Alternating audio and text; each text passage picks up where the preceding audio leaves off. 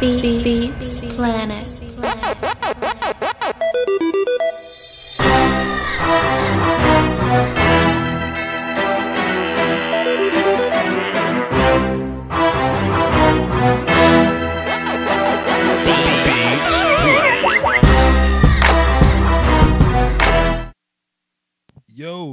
Yo, what's happening, folks? Anthony Signs say he's fed up with me and my lack of film session. Do something about it. What's happening, man?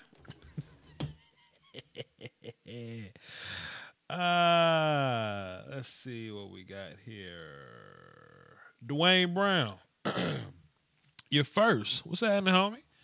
Joseph, Cash Claymore, Chris, Young C Money from University of Texas in San Antonio. What's happening? Anthony Signs with the controversy. I guess I'll talk about that later. Nappy Head Ed. K-Fair 65. Cruz. My man's Festerson. What's happening, man? John Man 528. Casper.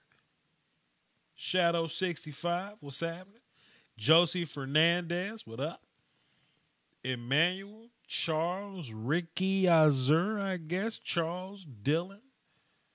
Josh Enzer. Quinn Thorny Freeman Davis. What's happening? Cruz, Chris Jackson, Dylon, Kevin True. What's happening, y'all? Ronald Hyde, Primezilla, Diggs, Gang. What's happening, y'all? Internet Gangster. They're here with their weekly troll. What's happening? Who here from Tokyo? Daryl Twilly. What's happening, man? From Tokyo. Alec Jeffrey. What's good? Hey, y'all. So, Pete. I was, and this really, I wasn't really trying to talk a whole bunch of football. Conrad Tokyo is in the building. Matt S is in the building. I take Jordan Lucas over Logic all day. Easy peasy. So, I ain't even really want to talk a whole bunch of football in this live stream. I just needed something to do. In the meantime, I just did a film session, Anthony Signs, so I'll be dropping that.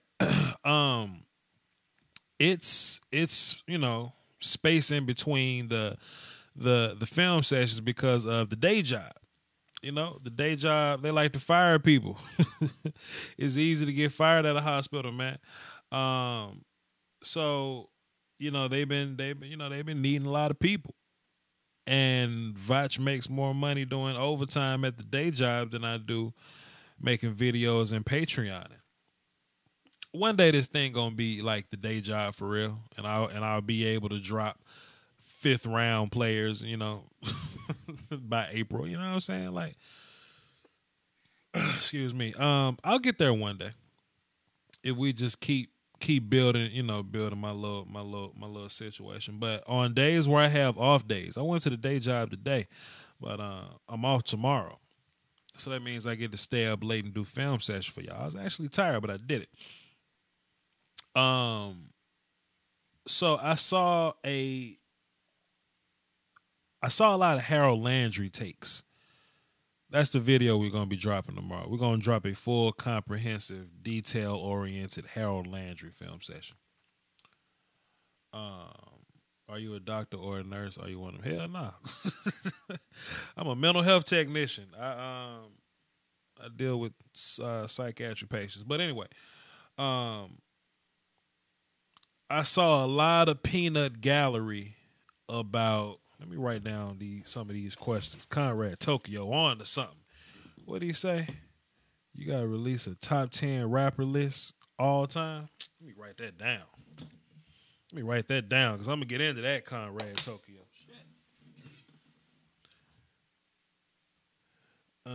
Top 10 rappers. And the scouting report that I saw on Harold Landry was very peanut gallery-like. I didn't like it at all, It said all these things about Harold Landry. I'm not a paramedic. It does a lot of peanut gallery things. They said a lot of things about his size, about his hand usage. I thought his size wasn't a problem and his hand usage was like what he does the best, right?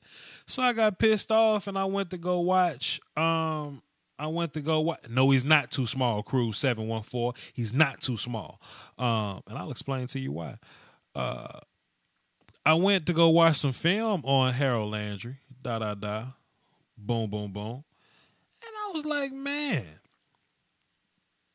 y'all got Harold Landry all the way messed up. So I did an impromptu pissed off film session. And I try not to do impromptu pissed off film sessions because they end up being long. I get long winded when I'm mad. But I ended up giving a last minute impromptu pissed off film session on Harold Landry. So that video is going to be out in the morning. All right.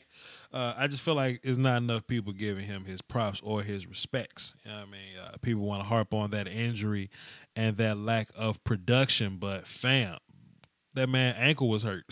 Come on, dog. Get out of here. Have I ever thought about making technical videos for offensive line? Waldo Rodriguez, what's up, man? He's a Patreon member. Salute to you, sir. You must be an offensive line looking for advice and techniques, fam. I mean, because he really wants me to break down one of these centers and really get technical jargony like. I think this Crew 714, I think Harold Landry can play defensive end and outside linebacker. I'll tell you why at the end of my video tomorrow. Tune in.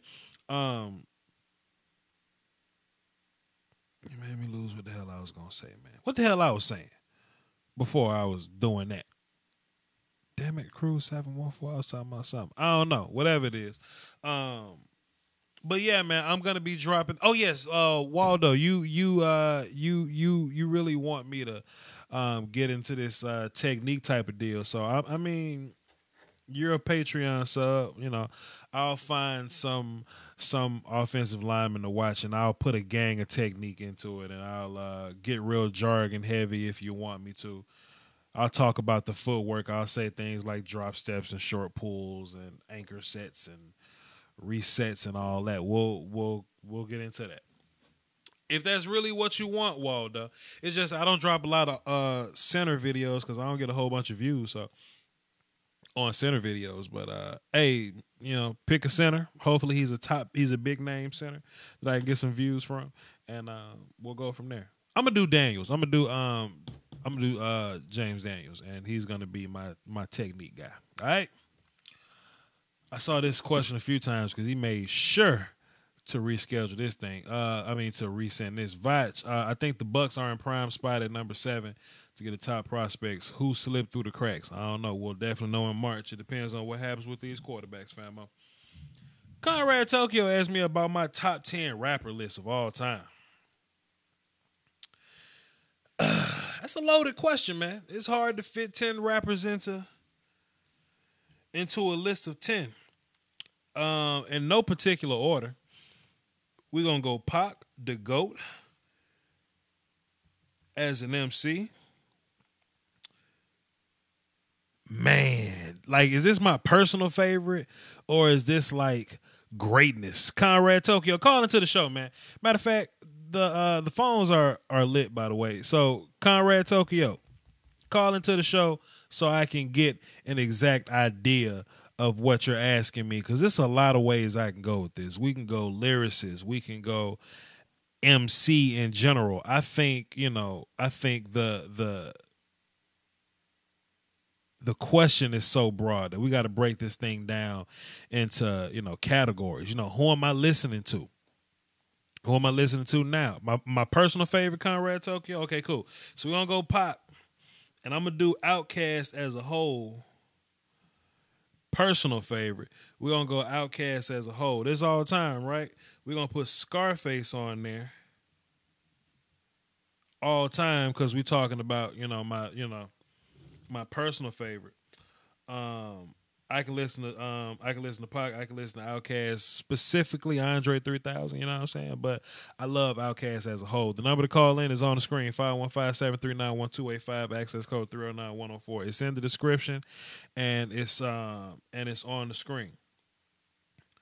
So just those three off the rip. Scarface, Outkast, Tupac, they really set the tone for the for the rest of the list. I'm a huge Kanye guy. You know? Huge Kanye guy. And when I say Kanye, I mean those first three albums really set the precedent for how I feel about Kanye. Then you stack Beautiful Dark Twisted Fantasy on top of that. You know, even his little side projects like Cruel Summer, things like that. Love Kanye. If we talking about personal favorites, I'm gonna save him for later. I'm not gonna get into that. I had to develop into a Jay-Z fan. You know what I mean? Like, and I wouldn't even really, because I'm from Mississippi, right? And when I first discovered Jay-Z, I was a Southern hip hop fan. I had to become an adult to appreciate Jay-Z and what he does. You know what I mean? Hove is ridiculous with his. Okay? Hove is ridiculous. Love that guy. Let me think. Because I'm running out of space. 1, 2, 3, 4, 5. I only got room for 5 more.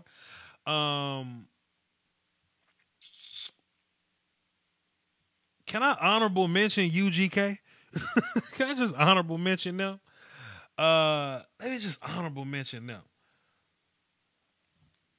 So I'm 26 years old, right? And here's a little tidbit about me. When I was in middle school and parts of high school, I used to sell bootleg CDs at school, right? So I was real close to music. I kind of knew what everybody was listening to. I'm familiar with Zero. Shouts out to Houston. So man, like Wayne was like ridiculous when I was in school, right? And I like Get Off the Corner, you know what I mean? Like I like 500 Degrees and Get Off the Corner, but really from those Squad mixtapes, Prefix, Suffix, Carter 1 and 2, really partially 3, the Drought series, No Ceilings. Wayne was ridiculous for a decade. You know what I mean? And just in my age group, I got to put Lil Wayne because I remember us getting on the bus trading Lil Wayne songs like trading cards. You know what I mean? Like I remember that. Passing out Wayne's. Wayne made me so much damn money in high school and middle school, dog. It was ridiculous. So I got to put Wayne on my list, man. I put Wayne on my list. I'm a big Ludacris fan. I don't think Ludacris gets a lot of credit. You know what I mean? Cowboys X Factor, I'm going to get to you in a second. He's asking me about Sammy Watkins, 16 a year. I'll write that down. Sammy, 16 mil. I'll get to it. Appreciate you, Cowboys X Factor. Subscribe to his channel, man. Peep him out. So yeah, man, Wayne was impeccable for my time. Ludacris was different. Love Ludacris. Can I give an honorable mention to Young Jeezy? Can't put Jeezy number 10, but Jeezy showed up with no lyrics and was just better than people. Music was just better than people. Get out of here, man. I'm an Ice Cube fan. Huge Ice Cube fan. When Cube was like really good, like when he was really, really, really good, I was tuned in Ice Cube. Vash Lombardi loved Ice Cube. Whether it be NWA or, America's Most Wanted Ice Cube, all that. Love Ice Cube. Can I give an honorable mention to how I felt about early Drake? Early Drake and now Drake, two different types of Drakes though, but just growing up, like my personal favorites, I gotta put a lot of respect on for early Drake. But somebody that's gonna make the list, I gotta put K-Dot on there, man. Gotta put K-Dot on my list. Love what Kendrick can do. You know? Section 80 made me a fan. 8Ball and MJG going honorable mention. UGK go honorable mention. You know? Honorable mention. And for my last spot, and I saved this like to be my last spot purposely, then I'm gonna get into this phone call. One of the most underrated rappers of all time, Mystical.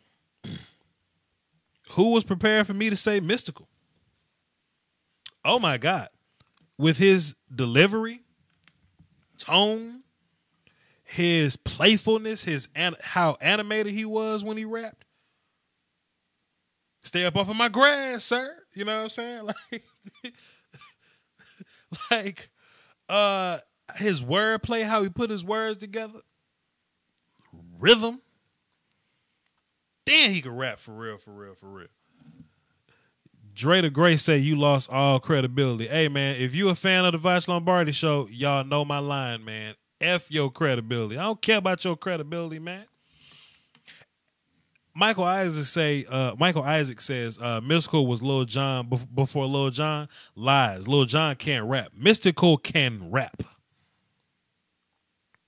I might get into some Mystical before I cut this thing off, man. Hang tight. But yeah, that's my list until I think of something else. You know what I mean? Yeah, man, Mystical was in the Army though, so you know that's why he sounds like that. That's why he sounds like somebody's drill sergeant. But whatever, we're gonna get back into this rapper list. Let me hit these phones real fast. Max, you a new platinum caller? What's happening, man? Max. All right, Max Sleep. We're gonna come back.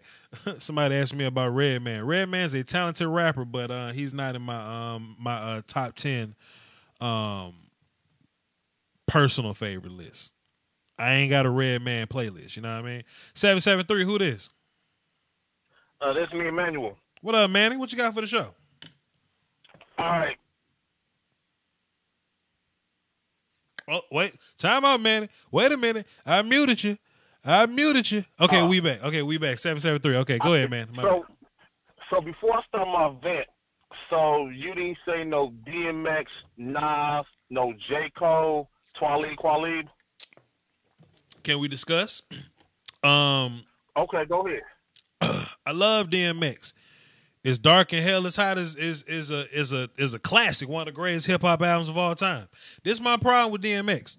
DMX wasn't a great musician. He wasn't a great artist.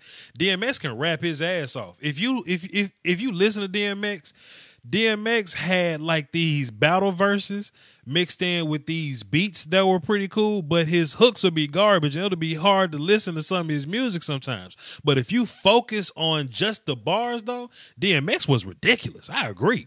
Love DMX. But a lot goes into being on my personal favorite list. If you look at Outkast, both of them, right? Dre and I'm with you on the Outkast. I'm with you on that one. They make great music, plus they rap really well. DMX is a very skilled rapper. I love his delivery. I love his animation. I love how in the middle of the verse he just go, "Mind your business, lady." Like I that's dope to me. But he wasn't a great but he wasn't a great songwriter. Now his concepts were great. Damien was a great concept.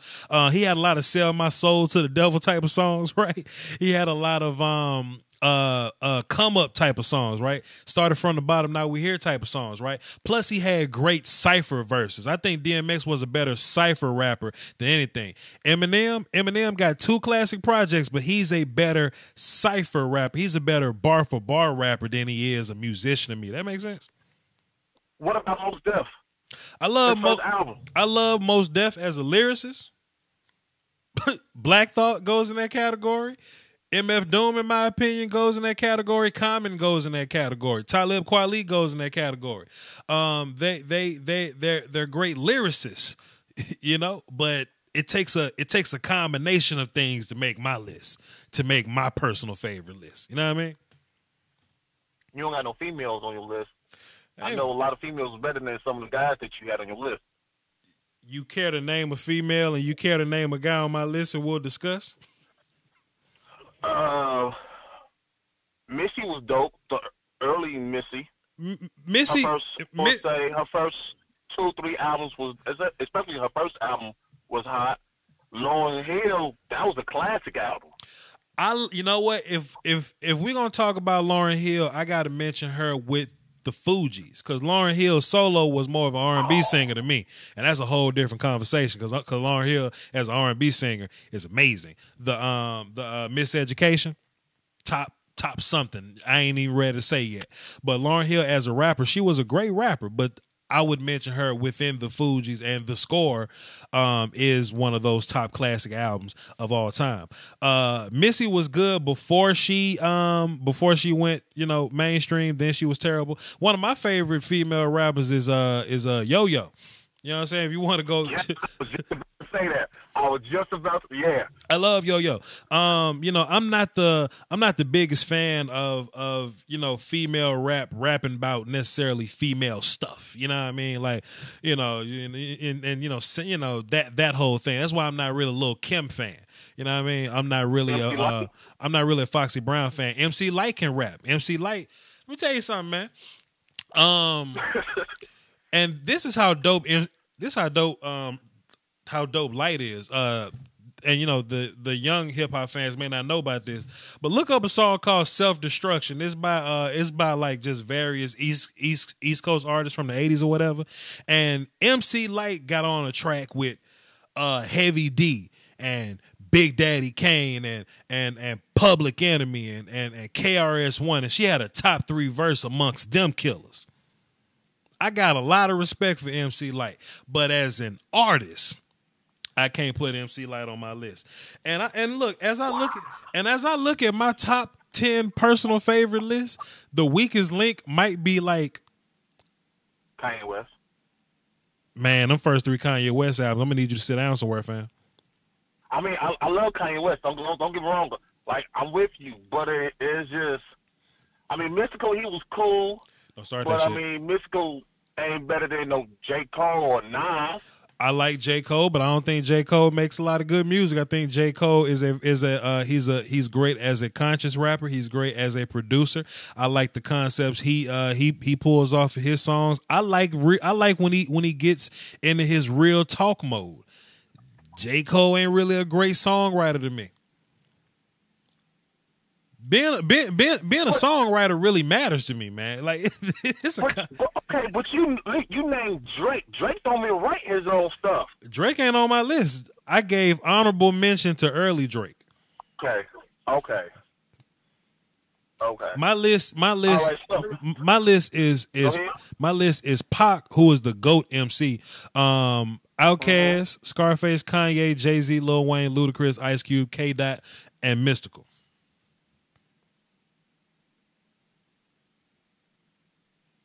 Okay. I could battle you on that. It's hard to make a top 10 list. It's hard. That's why I asked Conrad Tokyo. I say, man, what we doing with this? Is it preference? Is it lyricist? Is it MC as a whole? Because then the whole list to change. You know what I mean? I think it's probably MC as a whole. Well, he told me it was he told me it was personal favorites, so that's this list. But if we talk about MC as a whole, Pac's still the GOAT as MC as a whole. You know what I'm saying? Number one. You didn't say Biggie. You didn't say Biggie. I love Biggie, but Biggie is a better lyricist than he is MC as a whole. And this is my personal list. Got you. I can respect that. All right, so here's my vent. Like, I understand this the off season, and I thought you was gonna vent about rap music. Hey, my bad. Go ahead. Look, get back to football. Go ahead. Football. Because it's like I ain't no big Stephen A. Smith fan, but like shouldn't be. I know one of his boys, like one of my boys, and I could see where Stephen A. Smith talk about why he hates the Cowboys fans. But I feel like it's 2 types of Cowboys fans. Mm-hmm. It's actually Cowboys fans that knows about football, sports, and there's Cowboys fans that loves the players, don't know nothing about the team, and it's just like I said, like I understand it's the off season, and a lot of these people just making delusional videos, thoughts of who the Cowboys going to pick for free agent. We don't have no money. Like every prediction that I made about the Cowboys, I've been on point. Like everybody talking about Earl Thomas. Like we're not getting him this year. Nope. Like we don't have the money. Let's wait for next year for he become a free agent. Then everybody talk about Honey Badger and Sue. If we didn't have money to sign Anthony Hitchens, what make you think we gonna sign them? Like we have no money. Let's focus on the draft. We got 10 picks. Let's dominate. You know, usually we kill for the first 3, maybe 4 picks, and the last picks been horrible. Let's just dominate all our picks and restructure some of these deals. Next year, the cap going to be better, and Steven is going to pretty much save the day. But as far as this year, we ain't doing anything this year. Let's stop the Jerry Jones Kool-Aid. Let's be realistic. We ain't getting these people. You're a Cowboys fan, right? Die-hard Cowboys fan. So how I break it down, there's rational fans, then there's emotional fans, and sometimes I hate Cowboys fans. I hate to listen to them, and I'm a Cowboys fan, right? You know, and it's hard to listen and deal with them sometimes. You know, every single thing that happens, we gotta be like, why can't we do this? Oh, look at this team, look at that team. Once upon a time, the Cowboys were fiscally irresponsible, and we drafted terribly. And I remember, and I said this on Twitter. I said, y'all remember the days when Cowboys fans were like mad that we spent all this money on free agency and we couldn't draft well? Now that we draft well and that we're not spending money on free agency, now they're mad because we're not making moves in free agency. I counter Cowboys fans to be like, where would you really spend money in free agency? Because let me just say this before I get into that. Like the Cowboys they were a disaster 5 years ago as far as contracts. Those three 11. Right. Don't forget the Joey Gatorade. Like trade first round and the second for him. Like come on. Right. And they're just now pulling themselves out of this funk. And sometimes you can't sign free agents when you draft well. These teams that are putting a lot of money into free agents that are making these moves. Yes, the Bears gotta go sign Allen Robinson because they didn't hit on Kevin White. You see what I mean? So they have to overcompensate with their money. The Cowboys have the problem to where, man, we don't have money because we have to pay too many of our own guys. So we got to make decisions like, okay, Anthony Hitchens or Zach Martin or DeMarcus Lawrence. We drafted all those guys. You see what I mean? So we're in a situation where we got to pick the guys that we can have, that we like. Now, I think it's commendable by the front office that, man, we still got some Romo dead money. We still trying to get this out. Let's be responsible with our cap. Let's get back into the green. Then once we're in the green next year, then maybe we can do some kind of strange, some a little funny. You know what I'm saying? I've been telling people for that. I'm like, are you serious? Like, come on, man. But it's not happening. But people act that way because the Cowboys went 9-7 last year. But you know, when you lose, it's funny how they don't, Jason Garrett doesn't get credit for losing his 3 best players in the middle of the season and still going 9-7. I think that's to be commended. We see teams lose their best players and they go straight to shit. If we, wait. I'm listening. I know you and Jason Garrett fan. No, not really. The Eagles lost a lot of their great players. Made the Super Bowl and won it. Let me ask you this: the year the Packers won the Super Bowl, they lost all their defensive starter, 3 in their offensive line, and still won the Super Bowl. So when you look at the Eagles, and look, even if you want to take the Eagles, that's 1 in 2 decades that this shit didn't happen like this. But the Eagles, the Packers. The Packers when they last won the Super Bowl. Yeah. They lost all their defensive starters except for Clay Matthews, and they lost 3 of their top offensive linemen, and they still made it to the Super Bowl and won. 2 within 20 years. It doesn't happen all the time. My thing, what I'm saying is when teams lose their core players, the team is supposed to look different. The Eagles lost some players, sure, but they were primarily a super defense team and a run the football team. They lost Carson Wentz, but Nick Foles was able to make some throws. But when you look at the Packers this year. Look at the Houston Texans, look at the New York Giants, look at the Seattle Seahawks. When you lose guys, your team look different. And the Cowboys, it ain't like we lost Cheeto. I mean, we lost Cheeto, but we was cool with losing Cheeto. I mean, it ain't like we lost Terrence Williams because we'll be cool if we lost Terrence. We lost arguably the best running back in the league, arguably the best left tackle in the league, and one of the best linebackers in the league. All best players on our team. We lost all 3 of them within the same 6 weeks. Mm-hmm. Of course we're going to lose football games. Zeke is going to come back. He's going to be fine. Tyron Smith's knee is okay. He's still going to have that back problem, but his knee is going to be okay. Sean Lee, we'll see. And we're going to win these football games. We're not really hurting for players. We don't need a whole bunch of free agents. All we need is a safety. And we can find – I think Xavier Woods can play free safety. We got some Xavier Woods, and what's the other guy name? Number 35. He's good. Kayvon Frazier. Yeah. Well, we ain't giving him no chance. Like, okay, because I was telling people, if I'm the Cowboys, if Will is up, I will draft him. Hell yeah, you draft Will Hernandez. Hell yeah. My second pick is, I'm sorry, I'm finding a Sean Lee replacement. If I find me somebody who just like Sean Lee who could play, next year, Sean, you got to go. Because I feel like we should restructure Sean Lee contract and Tyrone Smith, like do how we did Craig Hardy. If you play a lot of games, make it to the Pro Bowls, you get more money. If not, you get less. Because I don't have faith. And don't get me wrong, they good, but I don't have faith they're going to play 16 games. What is the purpose of paying people like $10+ million and they only play for like 10 games out of 16? You know, Sean Lee's contract looks exactly like that. He just been playing the last couple years. You know, like he missed out this year, but the year before was the only year that he played all year. He like it's based on games. You know what I mean? Like it's like if you play 6, then if you play 8, then 10, then 16, and so his cap number been looking different. You know, every year or whatever. But that's basically what his contract is. I mean, long as he on the field, you know, pay him. Pay him. He's important. But you know, and when he's not, it is what it is. I'm about to move on, man, to go to a new call. You done made yourself platinum, man, and I thought I saved your name in here last time, man.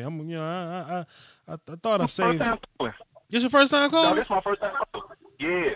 Well, it must have been somebody else then. What's your name again? Manuel? Yeah. All right, man. So, you know, when you call in next time, you're going to go to the top of the list, man. We had a good conversation, man. Appreciate it. Yes, sir. Salute. So, before I get to G from Miami, because I see him on deck because he's also a platinum caller, let me just touch on Tupac real quick. Conrad Tokyo asked me about hip-hop earlier, whatever. Tupac as a whole, as a package deal, and this is why I say MC, you know, not just rapper, not just, you know, da-da-da, boom, boom, boom. Tupac, you know, people give titles away kind of easily, I think. And people call Slick Rick like the best storyteller of all time because of Children's Story. Yeah, whatever. Whatever. Slick Rick. Whatever. Emmanuel, you can feel free to call back if you want to once we get back on this hip hop. Tupac is probably the best storyteller of all time. Because he did it in a way that NWA did it, but he gave you a little bit more. He put it in more of a perspective and a little more detail. NWA said fuck the police because of brutality. Tupac gave us a plan on how we could fight back. You know what I mean? You see what I mean? NWA, they were pretty much on this same type of deal that Pac was on. But Pac took that example and he was a little more extreme with it. If you listen to Me Against the World, the News and the Peanut Gallery, they were convinced that Me Against the World was like a rebel song. But that comes from them only looking at the title. You know what I mean? If you look at Me Against the World and it's Tupac and he's this gangster and, you know, it looks like a rebel song outside looking in. But if you listen to the verse, though, can you picture my prophecy? Stressing the city, the cops on top of me. The project is full of bullets. The bodies is dropping. There ain't no stopping me. That's not no gangster stuff. That's the police killing us, man. Constantly moving to make millions, witnessing killings, leaving dead bodies in abandoned buildings. Can't reach the children because we illin', addicted to killing and the appeals of the cat pilling. You a product. We're products of our environment. we don't want to be gangsters. It's just what we grow up in. And if all our old heads, if all our examples are gangsters, then yes, we're going to appeal to being gangster because that's all we know. That's all we grew up. You know what I'm saying? That's what we know. What did he say? More bodies being buried. I'm losing my homies in a hurry. To relocating to the cemetery got me worried, stressing my visions blurry. The question is, will I live? No one in the world love me. I'm headed for danger. Don't trust strangers. Put one in the chamber whenever I'm feeling this anger. Like Pac used to paint these pictures so nasty. Pac used to paint these pictures in such a way that when you listen to him, you walk away going, am I about to cry?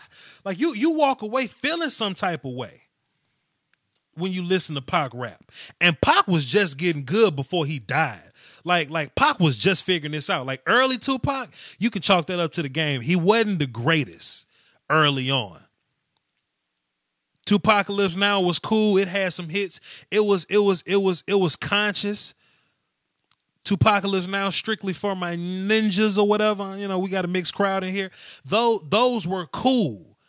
He was conscious heavy then, but he was just learning. You know, he didn't learn how to really put his music together, how to put his meaning together, how to put his messages together till he almost died.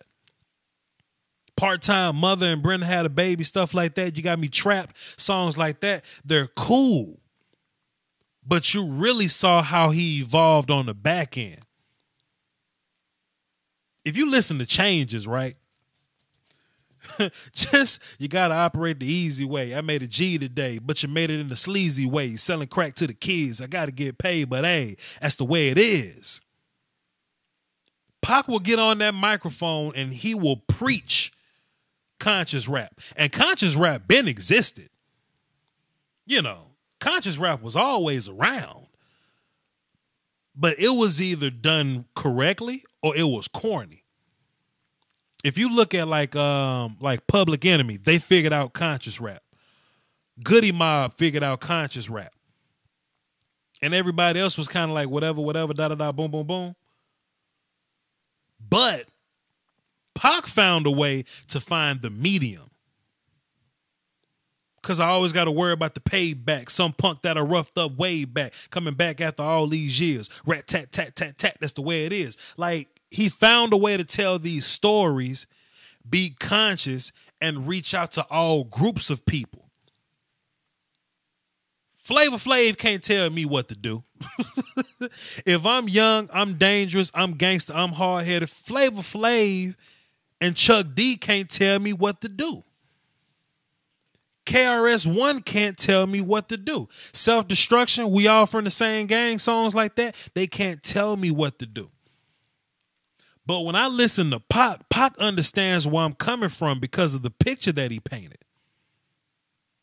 So with him painting that picture, I'm a fan of Pac. So now me being a fan of Pac, this ain't just Vosh. This people in general. With us being fans of Pac, now we can take his leadership. Now we can listen to what he got to say. Why? Because he's so relatable.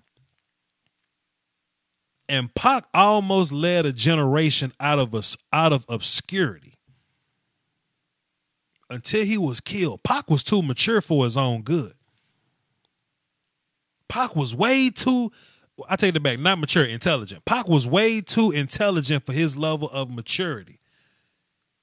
He didn't want to call women bitches, but he called them that because he was in his 20s. But he knew it was wrong. He knew gang banging wasn't right. He knew black on black crime wasn't right. He knew that our image was important. He knew that every move we made was going to get criticized in the public, but he was a 20-year-old. So Pac had to smash miscellaneous women. He had to blow money. He had to pop bottles. He had to carry guns. He had to fight in the middle of the street over a chain. He had to get into it with some Crips in Vegas because he was immature and in his 20s, but in the back of his mind, he knew it wasn't right. How you know, Vosh? I'll tell you how I know, because if you listen to the music, he'll tell you.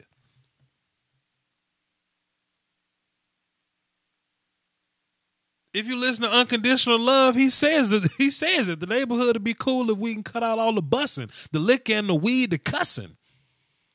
He knew what was killing his people.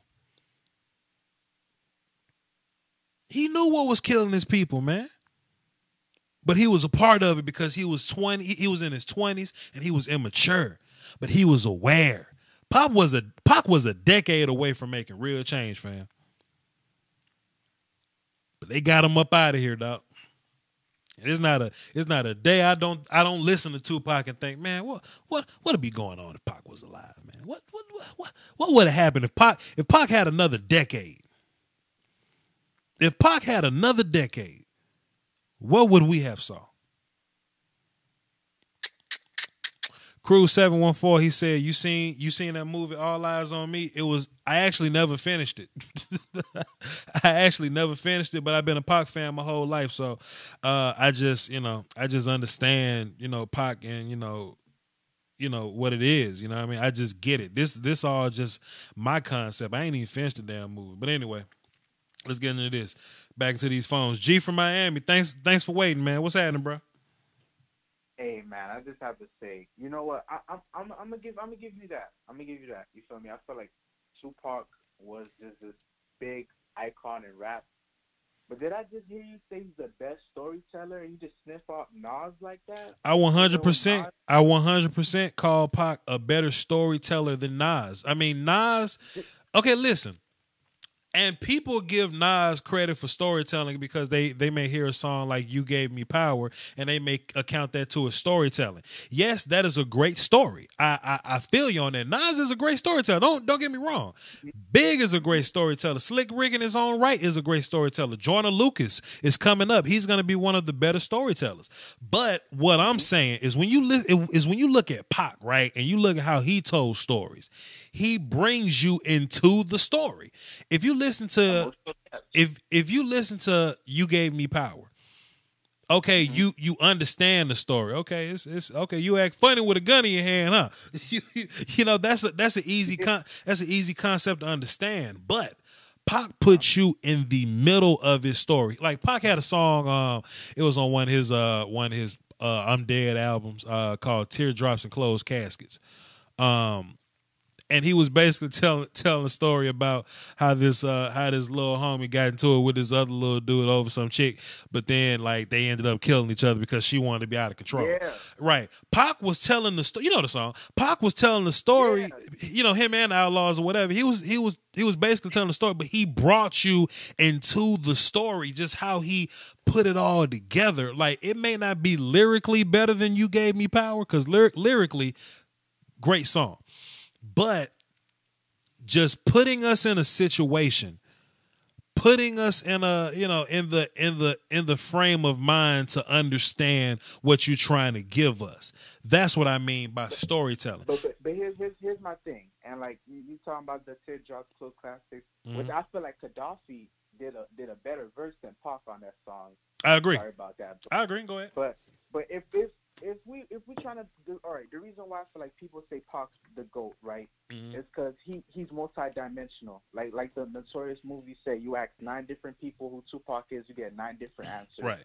He was a revolutionary person, a thug, a poetic person. You know what I'm saying? And he was an actor. You know what I'm saying? Right. Back then, when it was like you was a rapper or you're actor, or you're like Will Smith, who was a rapper, then transitioned to an actor, but he was doing both at the same time. But low key, the one person I feel like that could challenge him for that GOAT competition, you wouldn't even have her first on your list, but Lauryn Hill, because let me get to you. Lauryn Hill is exactly like Pop, bruh. She's just not a thug, bruh. She was on Sister Act, so she was doing movies while she was acting. She released a cultural album like Strictly for My Niggas and All Eyes on Me and Me Against the World. She definitely sold more than Pac. Best album, not overall, best album. Lauryn Hill, first female to win 5 Grammys. And I like how you said all of these female rappers, but you didn't mention Lauryn Hill, bro. What's up with that? We were talking about Lauryn Hill, but most of my respect from Lauryn Hill comes from the miseducation. I like her much more as a R&B singer than a rapper. Now she's an amazing rapper, but like for example, like my biggest Lauryn Hill experience, knowing her as a rapper, I've heard her in ciphers and from The Score.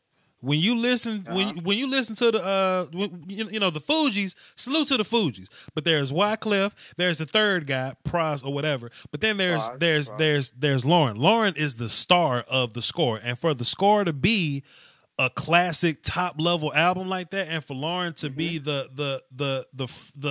star of that album, basically, that says a lot about Lauryn and her skills as a rapper, because she rapping on there. Like Lauryn spitting, she talking. But if I put Lauryn next to Pac, I mean, I love Lauryn, but I mean, not only did Pac do more of it, but I don't think Lauryn Hill could have sparked a revolution. Pac was about to save us, man. On the contrary, though, Lauryn Hill is the reason why females are getting these critically. All right, let me just tell you who's my top 5. Go ahead, bro. It's Lauryn Hill, okay, Nas, Andre 3000, Stacks Code, Rakim, and Biggie. Top 5. Okay. Lyrics and everything. Okay. If I had to rate Pac, I'd have him at like number 8, number 9. So you're basing this on lyricism, basically. You're you like lyricism, okay, gotcha. Technique. For instance, you'd be shocked, but I'd say if I told you I have Kendrick Lamar higher than Tupac, I got him currently right now 6. That's his way up. That's a little strange. More versatile. That's a little strange, but I'm gonna leave you alone. But look, if you talking about lyricism, I totally understand. I get that. You said something about technique earlier. You want to talk about technique? It don't get no better than Rakim. Rakim rap like jazz music. Rakim rap like a saxophone playing. I feel you on that. So if you want to talk about lyricism, then sure, maybe you can not put Pac in a top 10, and I'll leave you alone. But I'm talking about pure across the board, everything that's MC. Everything as far as because, and let me just say this, man, hip hop, it used to be politics for us. Like Big versus Pac was some presidential type of stuff, right? And with it being such a competitive sport, because I do look at hip hop as a sport, with it being such a competitive sport, we looking for somebody like Tupac. Like when we look at let's just say Drake or whatever, right? So Drake sells records, but when are you gonna speak up on issues? When are you gonna do this? When are you gonna lead your people? That's just what comes with the territory of hip hop. And Kendrick is doing an amazing job of that right now. I love what Kendrick is doing. Like they invite Kendrick to the Grammys and he show his ass. Go ahead. Tell me this, I mean all due respect to Pac. Like I grew up listening to him and Biggie. My brother's the biggest Pac fan. But all right, if Pac, would you say if Pac never died so young and became a maverick, like all of these other artists that died unfortunately at a young age, would he be culturally significant as he is now? Because my thing is, I feel like if Nas died in '96, bruh, Illmatic alone would put him on like GOAT conversation. It's the big L effect. You feel me? So you big L, big pun. So you talking about? And then you pass. So you talking about leading people, or are you talking about where we putting rappers like critically, like their music? Because if Nas died after Illmatic, then sure, Nas will probably be on that level because a lot of this comes from what if, shoulda, coulda, woulda. Big only got 2 albums. You know what I'm saying? Yeah. But what I'm saying, and I think I heard you say like as being like socially like, this leader or whatever, I legit think Pac was a decade away from leading us out of obscurity. I really feel that. You say that, but here's the thing. Like I hear a lot of people say if Pac and Biggie was alive, like there'd be no mumble rap. Lil Wayne would be working at Burger King. But my thing is, Jay-Z and Nas is alive, and we still got mumble rap. It's inevitable, bro. Like whether Pac was alive for another 12 years. Okay, so listen to what I'm saying. Because we're talking about two different things. Mumble rap is gonna happen regardless, because there's gonna be an avenue to where less skilled people can make money. And look, to be fair, you can't hate on mumble rap, because if you look at your research, like think about how hip hop was when it first came out. It was always lyricists versus party guys. Like if you look at a rapper like Busy B. Right, Busy B wasn't a lyricist. Rakim was a lyricist, but if you look at like Busy B was the one. Put your hands in the damn wet. That's their style, right? So if you look at 2018, mumble rap, snap music, whatever, music, what I'm saying, your old lady shake her ass to. That's our version of that. You know what I mean? So that's inevitable. Like even when Pac came out, Whoop There It Is was right around the corner. You see what I'm saying? So mumble rap is inevitable. What I think hip hop fans need to do is stop trying to call both of them hip hop. There's hip hop and then there's party, whatever. But what I'm saying is, I don't think Tupac would be dissing Lil Yachty or Lil Uzi or nothing like that. He may have some words or whatever, but what I'm saying from leading our people is I really think Pac could have stopped a whole lot of violence. Pac could have organized people. Pac could have put people in a different mind frame to live better. Hit 'em up, bro. Like you listen to Hit 'em Up. Mm-hmm. You listen to When We Ride on Our Enemy, right? Where he's like, oh.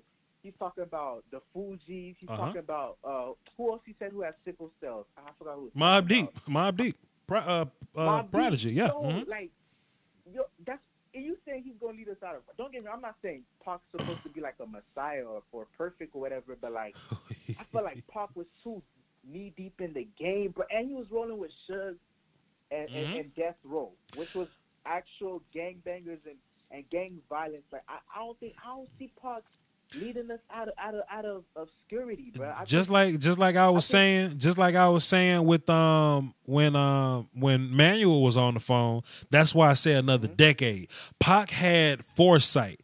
Pac had the answer. He just wasn't mature enough for that level of foresight and intellect, bro. Like I said, when you listen to Changes, you listen to Unconditional Love, you listen to Me Against the World, you listen to these songs, you hear Pac crying for us to change. And you hear him giving us answers, but he wasn't mature enough to handle that. Pac was in his 20s. What, he was like 24? 23 when he passed. Like Pac was 23 years old, fam. I'm 26 and I'm still childish as shit. Can you imagine a 23-year-old trying to lead everybody? if you an old head, if you 23, you can lead a 16-year-old. Pac was going to lead an entire group of people of all ages. He just wasn't mature enough to do it. That's why I say if you'd have gave Pac another decade, he was just about to figure this out. Pac was getting shot. Pac was going to jail and shit. At some point, Pac was going to wake up like, all right, man, there's enough. There's enough.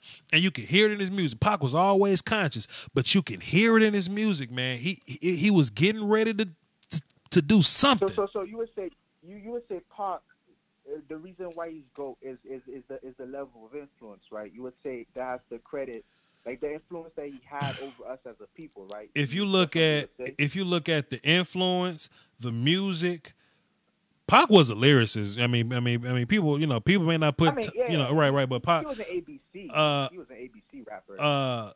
Lyricism, influence, music, sales. Pac crosses the board. Everything. That's true. You know, I agree with you because I feel like lyricism, you could find better rappers like Nas. Influence. Right. Yo, how do you feel about me saying Tech Nine is just as influent as Pac? Not on a cultural level, but in the sense that Tech Nine was one of the first rappers doing these weird stuff, you know, painting his hair, wearing face masks, and now we got, you know, a new generation like Lil Yachty and Tekashi and all of those boys. What do you feel about that? Tech Nine being on the same influence as Pac. You know, I would say Tech Nine is a pioneer. That's the word I would use for Tech Nine, right? Somebody had to start conscious rap. Somebody had to start party music. Somebody had to, have that type of image. Somebody had to do it first. And Tech Nine was really he was weird. He was strange. Eminem he was weird. He was like strange, weird shit. But he found a lane for it. And people that are fans of that, they figured it out. They got their lane right. Yeah, so. Yeah. But a quick switch in topics. Yo, you had me dying today on Twitter when you was trying to argue about the running backs, and I felt like yo, the questions the answers they were giving you was they were thinking too hard, fam. Like I commented, I was like, yo, they act like LaDainian Tomlinson didn't single-handedly change that entire Chargers offense, bro. I'm like, thank you. My thing is, if the Browns draft Saquon Barkley, I know you're not into player comps, but who they projected to be like the next LaDainian Tomlinson, and they get Sam Darnold at 4. That's what makes this interesting. That's what makes this different. They got the number 1 and the number 4 pick. Normally, if you have a top tier quarterback, what do top tier quarterbacks do? They win. They don't have opportunities. They'll have opportunities to get early running backs, unless you're a situation where you get Le'Veon Bell late, where you get David Johnson late. You know what I'm saying is you're in a situation where you can get an early quarterback and an early running back. And a once in a generation type running back. Because I feel like, you know what it is? It's because we set the bar so high for run. We don't want to spend a top 10 pick on a running back unless they're another Adrian Peterson. What did they say about Todd Gurley coming out of college, coming out of Georgia? He's projected to be a next Adrian Peterson. Leonard Fournette, projected to be a next Adrian Peterson.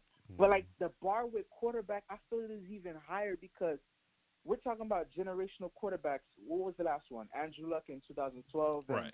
Before that was, what, Peyton Manning in 96? It's literally even harder. It's a more hit and miss for a quarterback. But I feel like people let it slide because you can legit find Super Bowl quarterbacks that are not once-in-a-generation players like Matt Stafford, Matt Ryan, Eli Manning, Phillip Rivers. You can find those guys in the first round in the top 3 picks.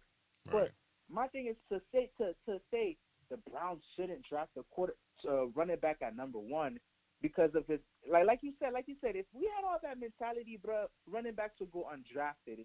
It's ridiculous. I was like, yo, Saquon Barkley is gonna go over there, right? If he by himself could make a team 9-7, adding Sam Darnold, bro, could be that extra step that makes them like 11-5, 12-4. Then And you I'm know like, you're actually getting something else too. Something else too. People trying to get the Browns to win the Super Bowl this year. It ain't gonna that's what happen. I'm Just saying. just get great players, suck and do it all over again, and then we'll see what happens from there. Hey, but Vash, yo, what did I tell you about the Dolphins, man? I told you it's a rebuilding year, man. Yeah. We let go of Landry, man. I told you, yo, I have the list right here in my hand, bruh. Sean Smith, Vontae Davis, Lamar Miller, Olivier Vernon, Jarvis Landry.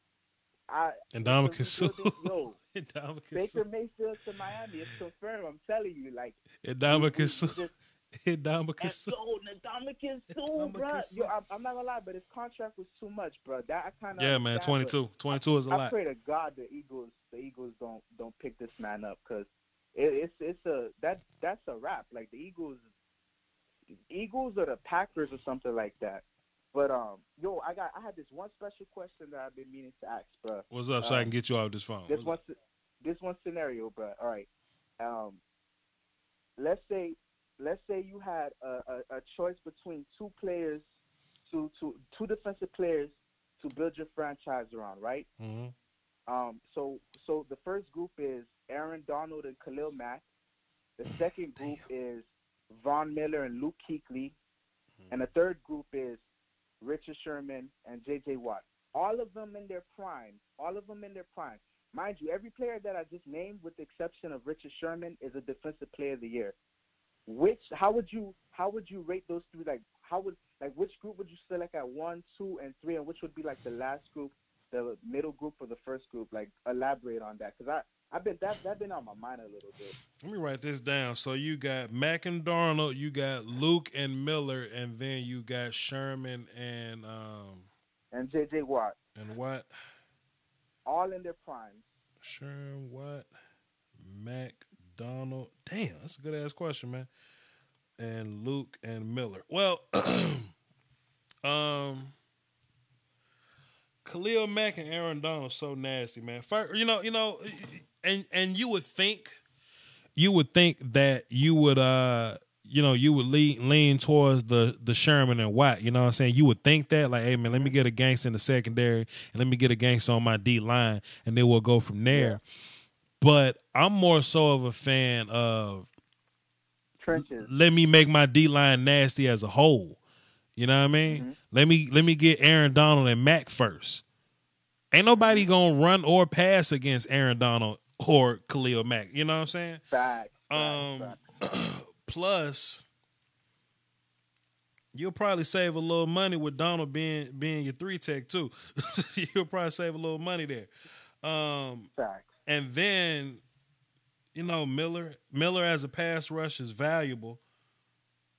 Luke as a tackle machine's cool, but I feel like if you put a good to great linebacker behind Donald, you got sauce. Plus, if you got the pass rush of Mack and Donald, then you can slack on your secondary a little bit because the pass rush is going to be so nasty.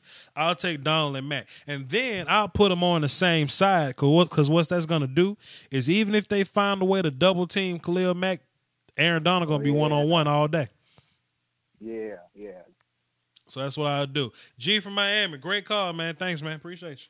Yeah, definitely, man. Great discussion. We talking a little Tupac. We talking a little hip hop. We talking a little football. So y'all hop in and get in where you fit in.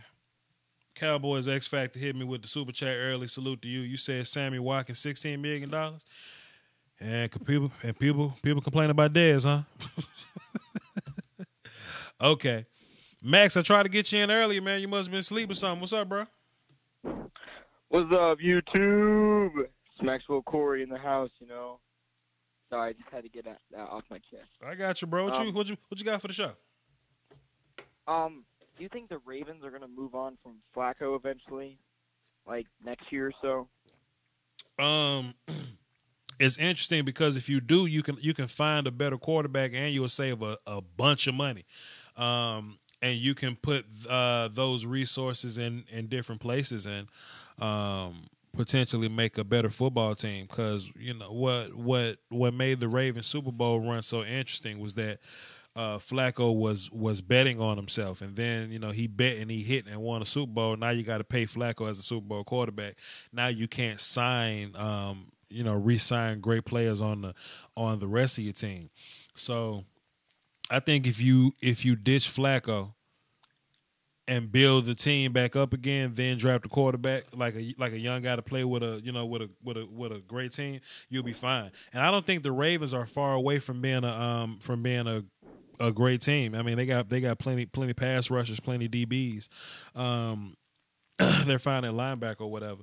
So, but get somebody to work with Ronnie Stanley. Get somebody that's not just y'all got like 5 of the same receivers on the, like all y'all guys are small, can run, not necessarily small, but like they're not big jump ball guys, but they all run fast and can't really catch that good. All y'all receivers go by that same protocol. So like get a hands guy, get somebody with some solid hands, and I don't know about y'all tight end situation, but get somebody that you can have faith in at tight end. I'm guessing, and draft a quarterback. I'm telling you, Lamar Jackson's going to be drafted by the Ravens. That's a bold proclamation, my friend. It's March, right? It's March, right? Yeah. Okay. I mean, I don't know. Ozzie Newsome takes some chances. It is March though. You aware it's March? I mean, you could say, but y'all probably not gonna draft Lamar Jackson, and especially y'all. Nah. The more I think about it, is less and less of a chance that y'all draft Lamar Jackson. So sorry, bro. What about what do you think about Keenum to the Broncos? Think that's good, but like I still think they I don't know, man. I was thinking that Case Keenum was a bridge guy, but the Broncos seem to like quarterbacks that they could just get by with. So so I don't know. Maybe they go Quentin Nelson. Well, the only problem is if they draft a quarterback and Case Keenum is actually pretty good, what are they gonna do? Case Keenum is cool. He's okay. I mean, that line's pretty bad.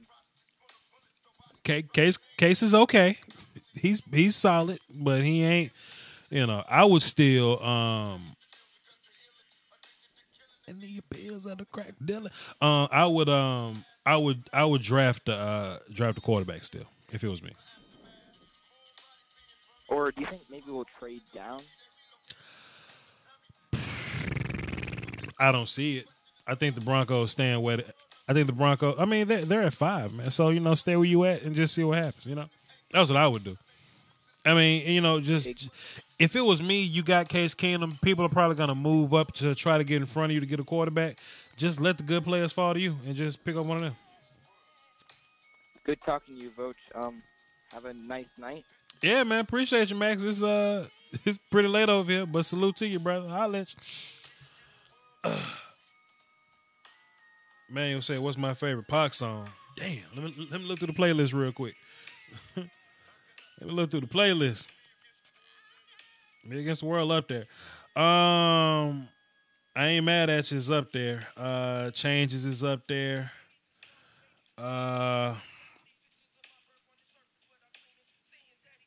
Thug Passion. Nah, Thug Passion. No. Not Thug Passion. My Closest Road Dog is up there. Black Jesus up there. Blasphemy is probably up. Thug's Mansion's probably up there for me. Shit, it's hard, man. Unload the Mac up. Now watch me back up. I'm naming everything on this damn thing. Okay. Tupac featuring Scarface, Smile. That's my 1 seed. That Changes, and I Ain't Mad at You. That's my top 3. What's your thoughts on the Chargers outlook for this season? Hey, man, who knows? Who knows about the Chargers, man? 301, who this? Hey, yo, what up, Bosh? Over there, this here, holding down for the Dosey Wolfie. How is you, man? What's happening, man? Cooling. Same old. Likewise, what you got for the show? All right. There's a thing over there where you were talking about Tupac over there being a decade over there too late over there because we needed their Tupac in the 2000s there like mad, man. Mm-hmm. But but it's coming over there from up on my side over there for about like Tupac was there, like changed the game there from the stuff was there for like we had like party rappers there, and then over there that we needed to ever change the pace because I really was there to the rock side because that backwards there for when Metallica there was in their prime. Yeah, punk They're during guys. like Yeah. yeah, they're during the 80s there because back then rock music there was all about sex, drugs, Mm-hmm. and very much so all about love ballads. Mm-hmm. But then, therefore, when we had Metallica, they very much said, "They're fuck this shit," and Mm-hmm. they very much so went in raw, they went in deep, they started making their heavy shit. But then there was there is that everybody there thought they sold out over there with the Black Album. Everybody over there they went too pop over there with that stuff. But then it's like I disagree over there with people saying if they hadn't made the Black Album, then people there would have known over there for who they are there today. Then you know And what? then there was there, You know what? Like because in the 70s, like the Beatles made punk style rap and pop music damn near the same thing. That's why Jimi Hendrix was so important because while you listen to the Beatles, then Jimmy comes up high on whatever the hell he was high off of. Then he'll play guitar. You can hear the difference, right? So even though pop and punk was basically almost the same thing, you can even throw glam rock in there. You know what I'm saying? Metallica, they were for the rebels. They were for the opposite. You know what I mean? And I guess it was just a fresh sound for them. You know what I mean? And fresh and different, I guess, increased the popularity of metal and shit like that. So I feel you. Keep going. I'm listening. all right, so they're saying here is that after the Black Album was there, it's like they enter in their sold out phase because they're during 96 and 97 there, it's like they became more, say, LA rock over there. It became a little bit more, they kind of say a little bit more country-esque over there, I guess you kind of call it. There, and then it's like over there, then after there was St. Anger there was there that everybody thought was the band there was going to break up. But then it was there, and then they hit their comeback there with Death Magnetic, and they'd be like, everybody starts singing there, it's like, oh shit, this is Metallica over there that I remember. They're not this pussy shit over there from Load and Reload. Mm-hmm. There's because there is like, I quote unquote over there, kind of there compared to like Metallica there to Mariah Carey there too. Because after like Mariah there, after, she went through her amazing phase there in the 90s, and there's like there during the late 90s there for after kind of Diddy and then kind of sort of there ruined her because she came to kind of a little bit more popish, a little bit more kind of over there a little bit too mainstream R&B. And then there's like then she came back over there with the Emancipation of Mimi, and they're like that's over there, that's the Mariah over there that we know. Therefore, because they're with We Belong Together, there because You're not that finna. was such a You're not game finna. changer You're there not, for her. you're not finna Because come. that You're not finna come on my damn show and name drop Mariah Carey and like go through her discography and shit. You're not about to come on my show and do that. I'm playing, yeah, man. I'm playing. I'm there's gonna fuck with you. Go ahead. yeah, I understand you playing there, bud. Gotcha. And I'm just saying over there is that that artists over there both their phase over there where people they're singing over there that they sold out there, but then it's like they don't over there realize there how much over there of an impact over there they leave upon us because like Madonna was there that even though she's older in her decades, but more of her stuff was there was more, bubblegum, teen-esque was there, more dance and more fashion. But Mariah there was more about it heart was there for the soul. She went over there deep herself. And plus, Mariah has one of the best vocal ranges there ever. Because of there, she could hit the whistle range was there in several different versions Right. there because I even heard that there's like with her and Bruce Dickinson there for Iron Maiden there has some of the deepest vocal ranges there you could ever listen to, man. Yeah, man. I feel you. You know what? And I listen to a lot of music, man. And thanks for calling, by the way. I listen to a lot of music, man. Like we having this hip hop conversation, but I'm a huge Prince and Phil Collins fan. You know what I mean? So I could pretty much get into any kind of music conversation with y'all, man. We had an hour 15. I probably want to go 15 more minutes. So you can call in if y'all want to, 515-739-1285, access code 309104. If y'all want to hop in and make one last point, something like that, hop in there and make one last point. I'm about to pull up this mystical playlist, and I'm about to find my Phil Collins by Vach. Hey man, Phil Collins is one of the GOATs, fam. You kiss my ass, dog. You come up here with that foolishness if you want to. Phil Collins is a legend. Where my shit at, man? Where y'all ain't ready yet? I'm trying to find my mystical. Hold on, y'all. Nas's Thug Mansion featuring. I like the acoustic Thug Mansion. Yeah, with the acoustic guitar. I like that too. I think I like that better than the original. I think I do. Waldo asked me when is Vach's voice coming back. Damn man, I'm gonna get Vach's voice on point soon as I get my podcast format back going, and that's gonna be soon. And I'm trying to get a couple lady co-hosts working with me too. You know what I'm saying? That's on the way. So stay tuned for that. I'm just getting all the workers together. So Vach's voice will be back. Manny, you said when you say top singers, you mean R&B singers I like listening to, or you talking about vocalists, or what you talking about? Specify for me. A truckload as I explode. These niggas can't hold the fuck mode. Put them in my fuck mode.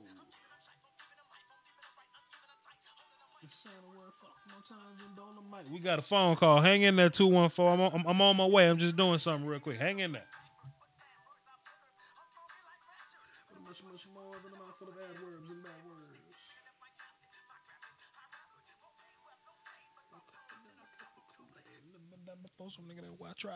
Vocalists, shit, I can't give you too much on vocalists, cause I mean I got 5. I'll give you 5 vocalists, man. I think Wanye from Boys to Men is top tier. I think Anita Baker is top tier. I think man, I really like Sam Cooke when Sam Cooke was like Sam Cooke. You know what I mean? Put Sam Cooke up there, man. Give me some time to think about that, man. Give me a little time to think about that. Vocalists. I definitely got Wanye from Boys to Men like top, like up there, but vocalists. Huh. Let me get into Whitney Houston. Absolutely, Whitney Houston's up there too. Absolutely. You know, right. Good job, Vicious. Let me get into this phone call while I think about it. That's an interesting question. Vocalist. 214, who this? Hey, this is Justin from Dallas. What's going on, man? What up, Justin from Dallas? What you got for the show? Oh, man, I just wanted to say, like, I've noticed lately, like, the people that are in the same division as Cowboys, they've been making a lot of moves. Mm-hmm. The Redskins, they picked up Alex Smith. They picked up some other guy yesterday for like a $40 million contract.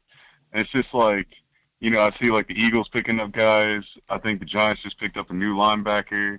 And I'm just wondering, like, have the Cowboys really done anything to like make changes? Well, the Eagles like these teams that are signing people, they're also letting a bunch of people go. That's just not being like reported really for real. So that's one thing to think about. Plus the Cowboys they're trying to be responsible with their money, man. We still owe Tony $8 million and we don't want to dig ourselves in a hole. Like we do have these buttons that we can press though. We do have the contract buttons that, we turn the cap room, we turn the cap number into the signing bonus and $700,000. We can pull that move, but we don't want to keep adding money to the back end of these contracts like we've been doing. You see what I mean? So I think the Cowboys are being responsible. Plus, on top of that, any problem the Cowboys got, I think you can fix it for cheap. You know what I mean? Like Cowboys want to, what I'm saying? They want a second receiver. Well, Sammy got $16 million.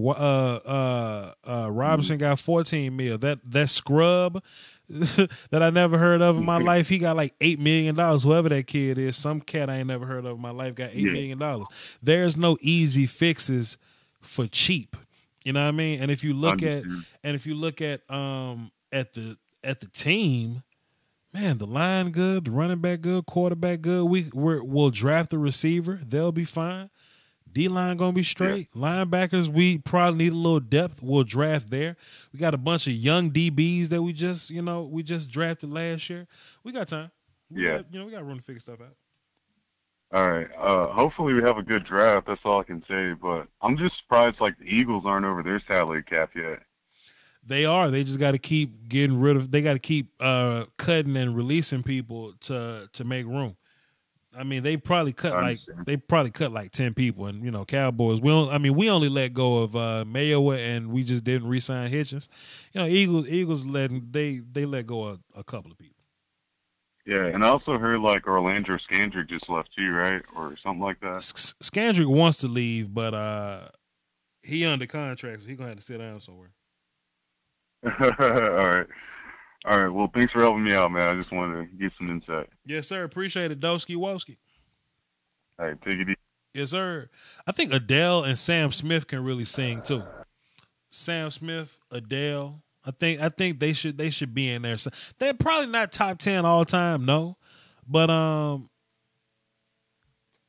like what they do. I definitely like what they do. Let me go to this playlist right here. Hold on. Let me go to my music for the middle-aged cat. Let me go to that playlist. But I know I got Wanye up there. I know I got love for Anita Baker. I know I got love for Whitney Houston. Top 10 vocalists. And Al Green, when Al Green was Al Green. I mean, not Al Green. Sam Cooke. When Sam Cooke was Sam Cooke. Sam Cooke. Mariah Carey can do some things with her voice too. Salute to Mariah Carey.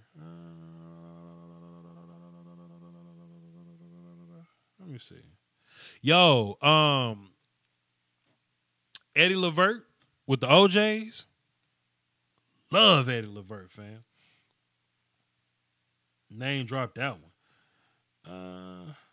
It's a lot, man. A lot of people. We ain't finna get into that right now. We ain't got to get all the way into that right now. 515-739-1285. Picked up the phone. Had to cut my daggone rap music off. Let me find something to cut on, man. Let me find something to cut on. You a damn DMX fan. We gonna cut some DMX on there. We gonna cut some DMX while I wrap this up. Let's go. Don't go nowhere, y'all. Hold up. Don't go nowhere, y'all. I'm about to cut some DMX on. Hold up.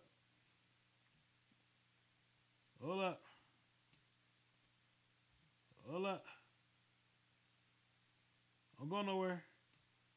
I gotta find my playlist. There we go. I love Patti LaBelle, man. Patti LaBelle's a legend in my life. She bad too. When she was cold, she was cold. Oh man, let's see what else. Let me look in this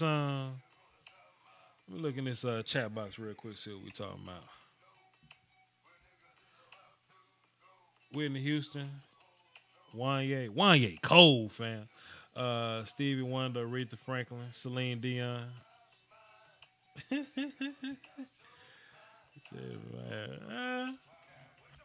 feel Celine. Let me see. Scandrick saves only 1.5, but leaves 3.5 in dead money. Well, that's probably why we ain't let go of Scandrick. Scandrick probably gonna have to be a June 1 cut. Nolan Carroll and Cedric Thornton still on the books. I think we owe Thornton like $3 million. Carroll we probably owe Carroll some now laters or something.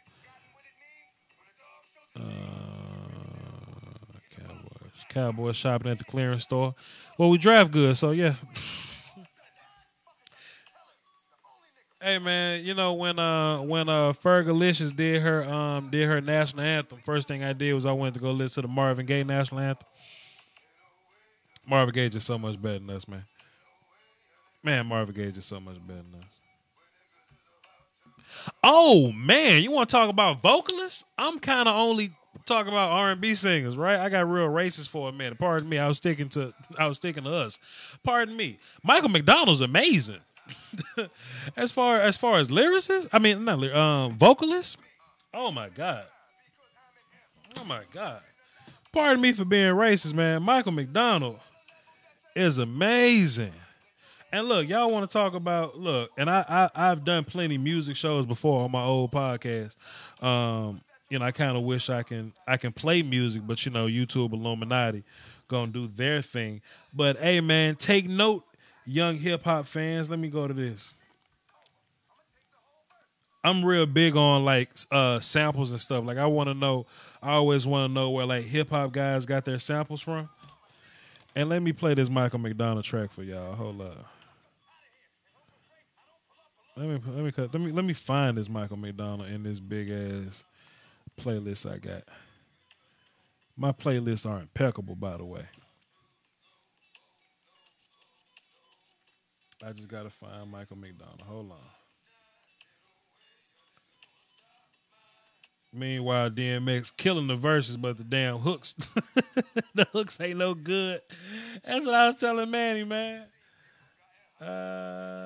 Foster the people. Michael McDonald. Okay, so look, the Tarzan soundtrack is the greatest soundtrack of all time. Let me tell you something about the Tarzan soundtrack and Phil Collins, and how gangster Phil Collins is. The actual movie was in 7 different languages. Tarzan was in 7 different languages, and Disney was gonna hire some scrubs to sing Phil Collins soundtrack in 7 different languages. Phil Collins say, "Nah, these hoes ain't good enough. I'm gonna learn the damn languages. I'm gonna learn my songs in 7 different languages, and I'm just gonna sing my album in 7 languages." That's how cold Phil Collins is, bro. Shit. Take note, young hip hop fans. This sound familiar to you? Wait, this sound familiar to you? Cut my volume up. If the damn wait, play it, damn it. Hold up, go back now. Here we go. My phone messing up. I pressed too many buttons at once. That sound familiar? Yeah? Yeah? It sound like Regulate. Sound like Warren G's Regulate. But this a top 5 vocalist right here.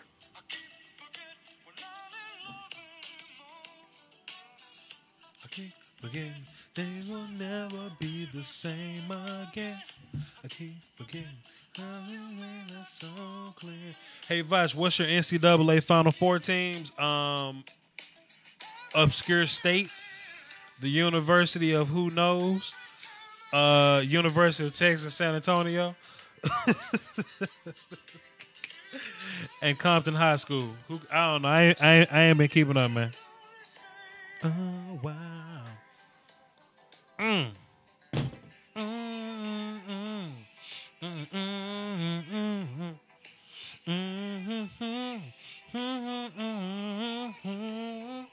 Tell me how can I look, man. This is what I like about a lyricist. When they start singing, no matter what they sing, you feel what they going through. You feel what they feeling. And you start to listening to them, man, and you like, man, this motherfucker, they upset for real. And every time I hear this song, I'm like, man, Michael McDonald is upset for real. Listen to this, man. Listen. Motherfucker upset, man.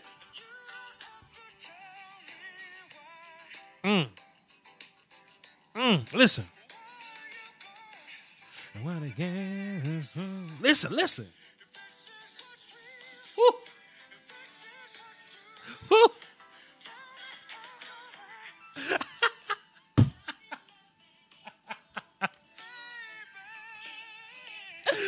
This man hurt, dog. This how I know he hurt for real. This how I know he meant it. Peep this out. When he do this, that's how you know Michael McDonald hurt for real, dog. Michael McDonald is in pain. You hear me? That man is in pain. Shit. Anywhere, anytime. Yeah, man. Yeah, man. Michael Bolton is a very upset young man too. He gets real sad and pissed off, but we gonna let him fly. 510. What's happening? Hey, what's good? Vosh, this is Jamal from the Bay. Doski Woski. I just want to. Oh, my bad. I just want to get onto that Tupac. I don't know if you put the So Many Tears or that Still Ballin' with Trick Daddy on your top. I'm listening to. I mean, you know, So Many Tears featuring Trick Daddy. That exists? No. So Many Tears, just on its own, and Still Ballin' was a remix.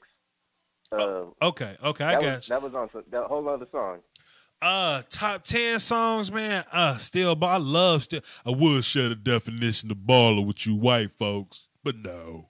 You know what I'm saying? I love Still Ball. I love So Many Tears, man. But if I had to make like top 10 Pac songs, bro, you know how hard that is.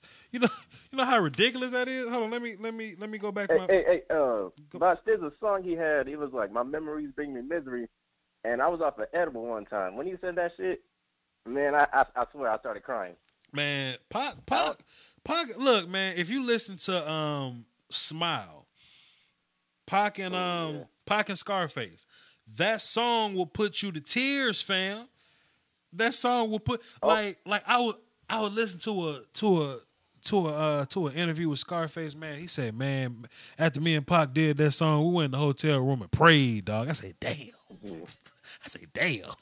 And I got if you do a mystical playlist at the end of the show, I got a request that Keep It Hype. Keep It Hype. I don't think I've heard that before. Which album that come from? Keep It Hype, mystical. YouTube it. I think my dad put me onto that. He told me he was at a McDonald's one time. Yeah. And someone just either they was giving them out outside or one of the two. But yeah, if you're sleeping on that one, play that one at the end of the show. And I got a Niner question. I'm a Niner fan. And I don't think we're going to get the guard from Notre Dame. I don't think he's going to fall too deep. We couldn't get Norwell in free agency. So I'm thinking if we stay, if it's Ward or Edmonds, who would you pick? Who for the Niners at least? Edmonds or Reuben Foster? Yeah, Tremaine Edmonds, the linebacker, or Denzel Ward, the cornerback. Okay. So we got Sherman. We also got Witherspoon. As far as secondary, our starting corner so far. But I don't know what the Reuben Foster situation. He's going to put the hands on this girl and whatnot. Had the guns, and plus he got like 3 strikes. So, got in trouble back in the training or was it combine? Mm-hmm. He got into it with the doctor.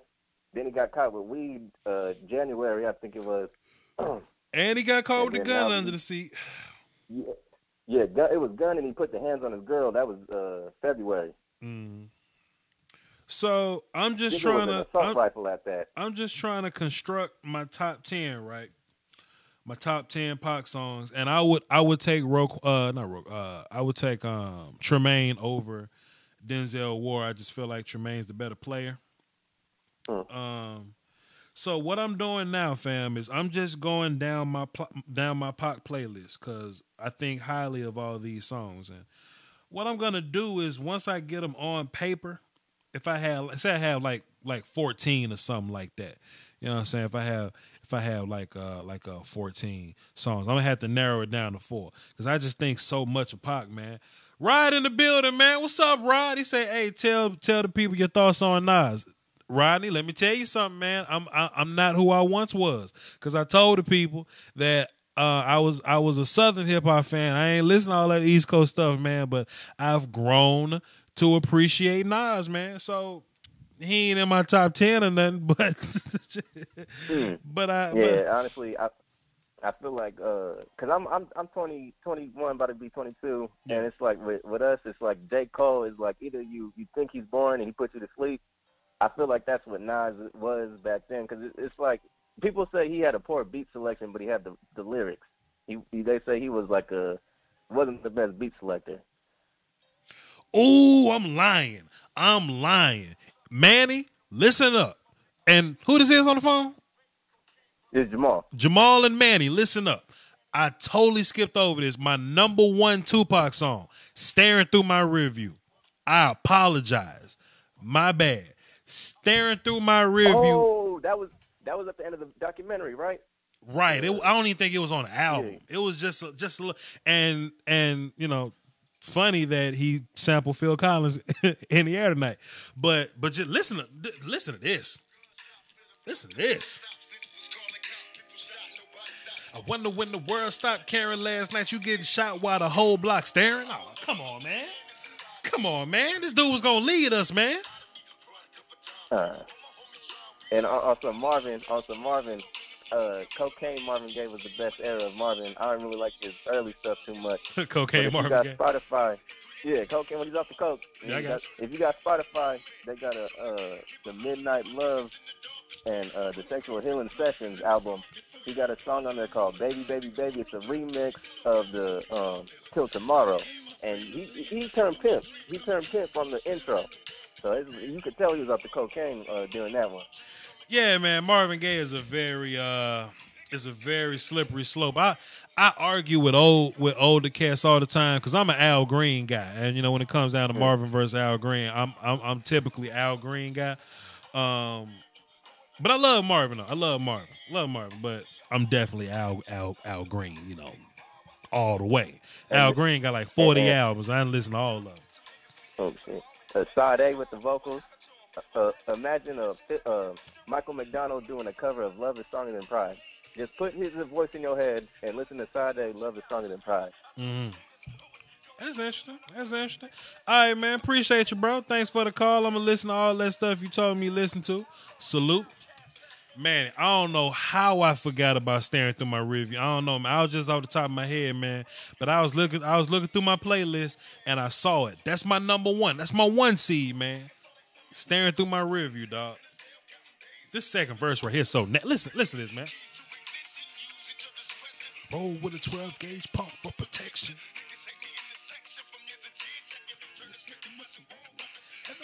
I'm a soldier. Being hot like the world's getting colder. Better let me hold you. Talk to my girls like they fly bitches. Are you bustin' around? Look at my bitches. Okay. I'm back focused. Here we go. So my top 10 Pac songs. Staring Through My Rearview is up there. Blasphemy is up there. Thug's Mansion. You can switch that out between that and the acoustic or whatever. Do your thing. Pac got a song called Black Jesus on. He did an album with the Outlaws. Whew, that's up there. Man, Staring Through My Rearview so cold, man. Me Against the World, Troublesome 96. I don't even know what album that came from. It probably didn't even come from an album, but Troublesome 96. I Ain't Mad at You. Changes. When Thugs Cry. Dear Mama. That's my top 10. That's my top 10 Pac songs, man. That's motherfucking Pac. God, this boy Pac, man. Conrad Tokyo, call in, man. Give me 16 bars right now. It's probably late where you at, man. You probably can't even. I forgot you young, man. You probably under curfew and shit. Call in next live stream and we'll let you rap on the air, man. We'll let you rap on the air, dog. But man, dog. Like it's so much to love about hip hop. I love hip hop, dog. And every now and then, I like to dibble and dabble in other different types of music, and I like to feel like I'm not 100%. Like yeah, I'm a hip hop fan, but I'll listen to Prince one day and be like, okay, 80s rock is my favorite genre, but come on, man. Ain't nothing beating hip hop. Ain't nothing beating hip hop, bro. Let me play this song for Manny. Hold on. Let me play this song for Manny. Let me play this song for Rod and Manny. Let me play this.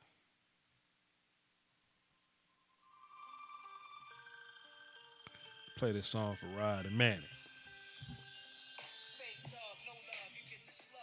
Hey Vach, can you act? You know what, man? I can act. I can act. You know, I've written some scripts. I'm not really a big fan of the whole sketch thing because sketches they limit you sometimes. You know what I mean?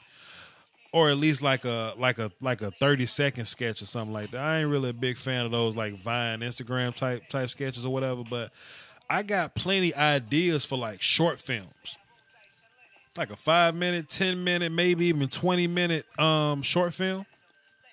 You know what I'm saying?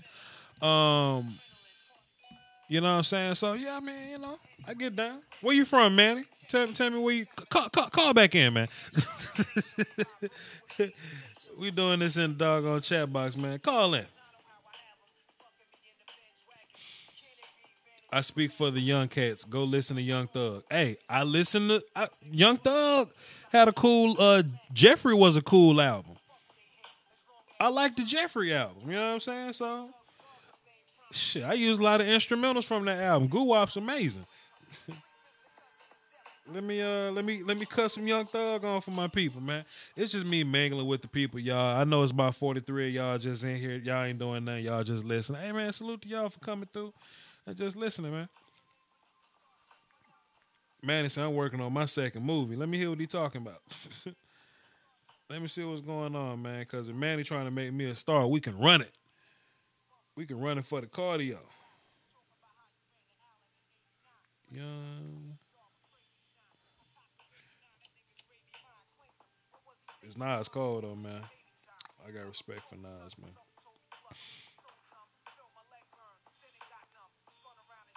All right, the homie say, play some Young Thug. Cool, I'll play some Young Thug. I'll play some Young Thug. You did. Huh? Dang, never would have thought Young Thug is my favorite rapper. Really? Your favorite rapper? Really? How about the Cooper and them fresh as the bitch? Been getting done. You dig. Young Thug really your favorite rapper though? Like I got a Young Thug album that I listen to. Like, you know, I got a few Young Thug albums that I listen to. I really don't think Young Thug is terrible. I actually like him in a way that Young Thug is his sound is different. You know how like a lot of people try to, you know, sound like Future.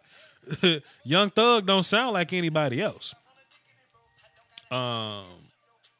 Young Thug doesn't sound like anybody else. His cadence, his flow is really top tier. Like he's really good with that. As a rapper though, as a lyricist, you know, Thug ain't great, man. Thug ain't great, but he's definitely interesting though. Mystical, keep it hype. Gonna have to bring the gun out, Vatch. You dig. He's just different with his own sound. I feel you, bro. I'm not the biggest Young Thug fan in the world, but I like Easy Breezy, Thugger Girl, and his Jeffrey album was pretty cool. Manny, where you from, man? Chicago. You from Chicago, and you make movies? Yeah, I'm a filmmaker. Get out of here. Yeah. You know, man. You know, I'm not like a movie buff or anything. I'm not the hugest, you know, but I do like the movies that I like. I do like the elements of the movies that I like. I'm a big Tarantino guy. You know what I mean? Okay.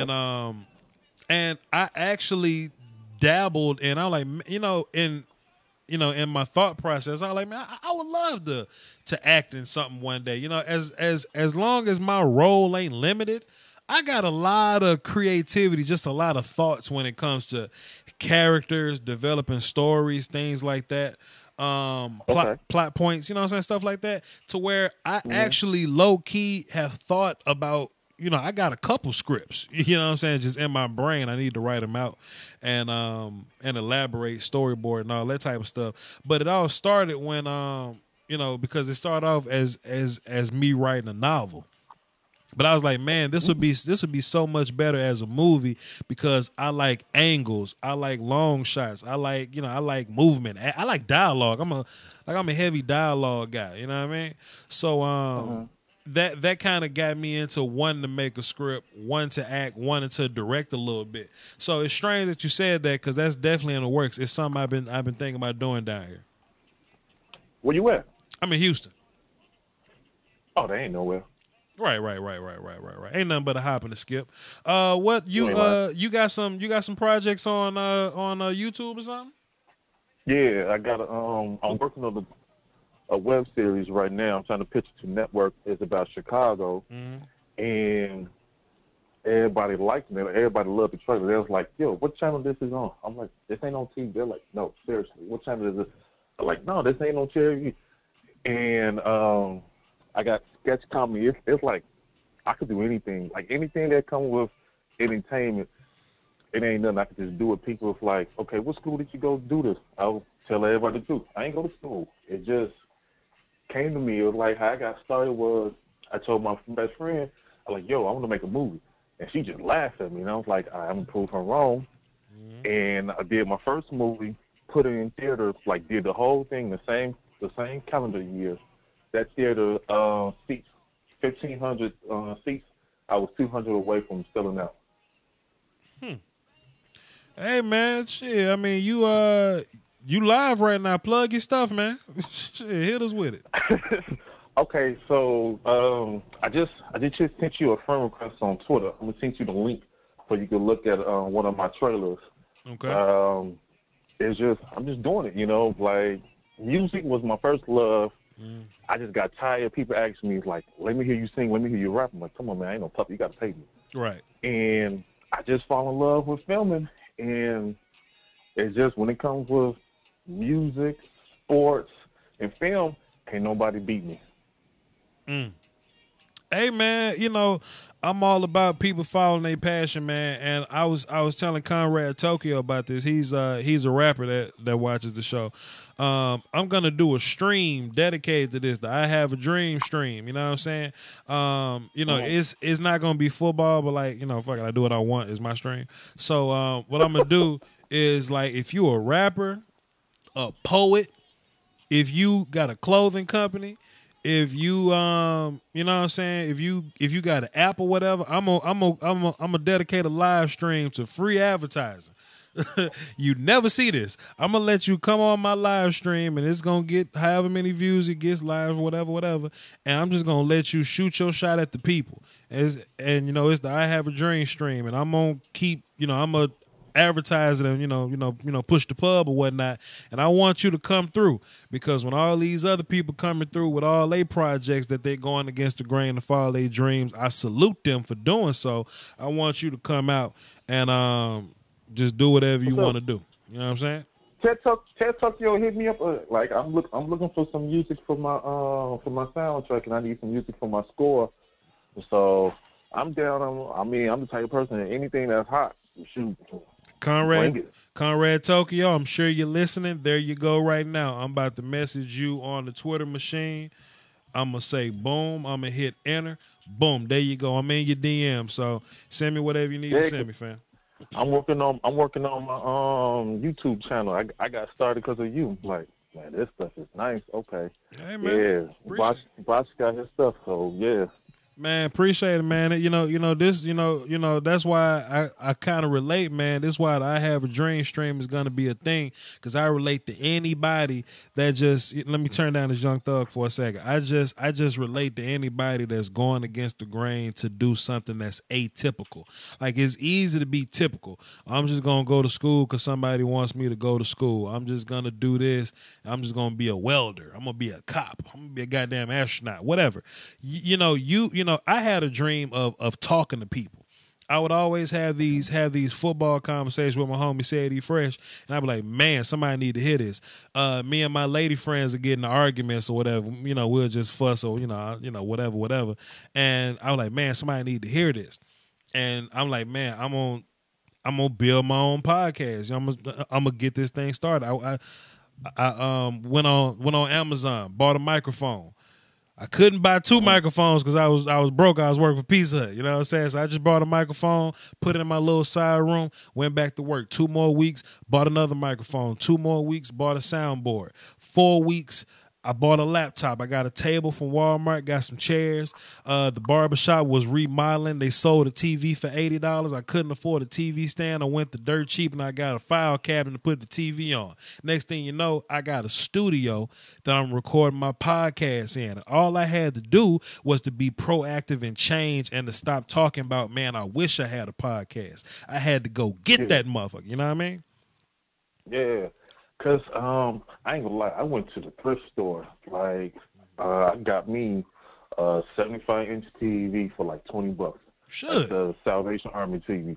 I'm like, a lot of people sleep on that stuff. The thrift store's got some good stuff. Yeah. Like, I'm like, I brought me a whole bunch of equipment. Like, okay, I brought me that Panasonic GX4. Like, it was still in good condition. I'm like, yo, let me cop this. I'm using this for film. So it just, I'm all about doing your purpose. Anything you want to do, if it's in a positive lighting, hey, I salute you. 100%, man. Follow your dreams, sir. Like I said, man, you have the inbox now. I'll just be, keeping people posted on I have a dream joint, and send me whatever you want to send me, man. And we'll just go from there. Cool. Let's make it happen then. Yeah, because I definitely want to have you on my show. Because I definitely want to have you, Law, Mark. Damn, I can't think of his name. Oh my God. Foots the King. The guy. His wife is an actress. Shango. Yeah, Shango. Yeah. How did I forget that name? Right. Yeah. So, like, Cowboys family, I follow like all of you guys. I'm liking everything you say. Like, I disagree with some of the stuff, but I still support it because you're doing stuff that people just don't do. Right. Follow what you want to do. Follow your passion. I appreciate that, man. I appreciate that. Hit me up anytime. I'm about to let you go so I can wrap this stream up. Cool. Yes, sir. Right. So this session is no longer being recorded. Wait, cut your ass. Okay, cool. So that was me cutting the phones off, y'all. Hey, man, I just wanted to come through, mingle with the people. Tell people all the time, man, the difference between me and the peanut gallery is y'all not numbers to me. Y'all are actually humans. Y'all part of my family. Y'all are making things shake out here. Some of y'all are weirdos, and if I catch you in the streets, I'm gonna beat your ass. But the rest of y'all are cool. The majority of y'all are cool ass people. You know what I'm saying? And I appreciate y'all being so cool and allowing me to be who I am.